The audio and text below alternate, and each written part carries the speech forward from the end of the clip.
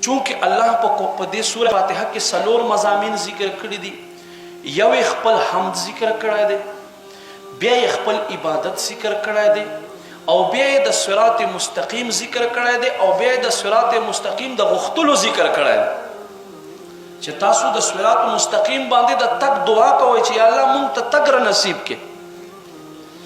نو ما عزتمندو دا ډېر خلک اهدنا الصراط المستقیم، اهدنا لفظي معنی دا دی ته مونږ ته هدایت راکې، خو دلته دا معنی نه دی.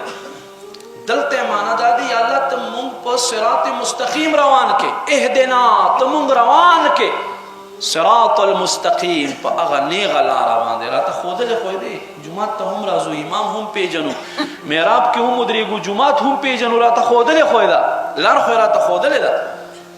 نو څه دعا به کوي؟ اهدنا یا الله ته مونږ روان کې صراط المستقیم په نیغه لاره. بهرحال ما عزتمندو نو حمد ایوه مطلقاً معنی چې دی ثنا صفت لوی لازلنا تر ابده پورې. نبی علیہ السلام فرمای دا دروازه چې دا چخ چخ کوي کنه دا هم د الله حمد بیانوي. حضرت داود علیہ السلام یو ورځ ذکر کولو، په دې کې یوه چینده وکتله، څه وایي؟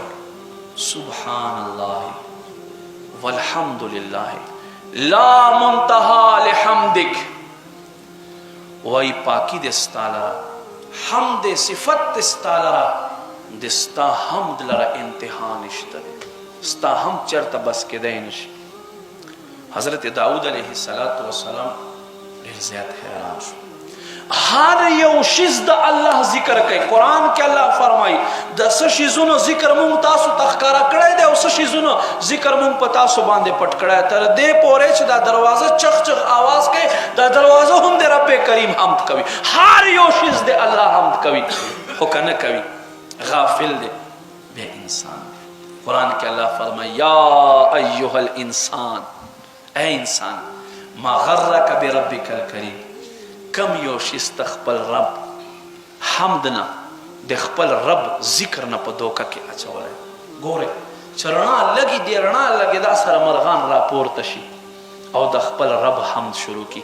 دا مرغان هم انسان تا ته وایي چې غفلت نه پاسه اوس خپل رب یاد کړه.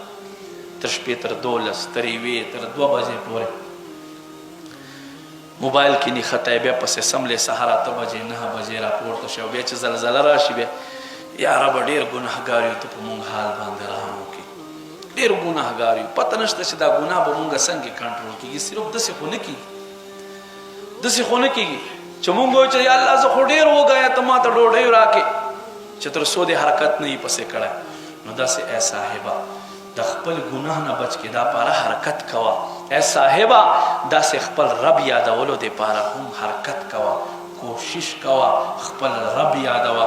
ما عزتمندو قدرمندو نبی پاک صلی الله علیه و آله وسلم فرمای په ورځ د محشر به څه خلک ودرولی شي چې د دوی په سرونو به ښایسته ښایسته تاجونه وي. اهل محشر به حیران شي، وایي به یا رب دا کم داسې بابرکته، دا کم داسې بختور خلق دي، آیا دا انبیا دي، دا صحابه دي، دا کم داسې نیکان خلق دي؟ حکم به وشي دا نه انبیا دي نه اولیا دي، دا هغه خلق دي، هغه خلق دي چې خپل رب حمد بیا کولو، په هر حال کې بیا خپل رب یادولو، هر وخت بیا خپل رب یادولو.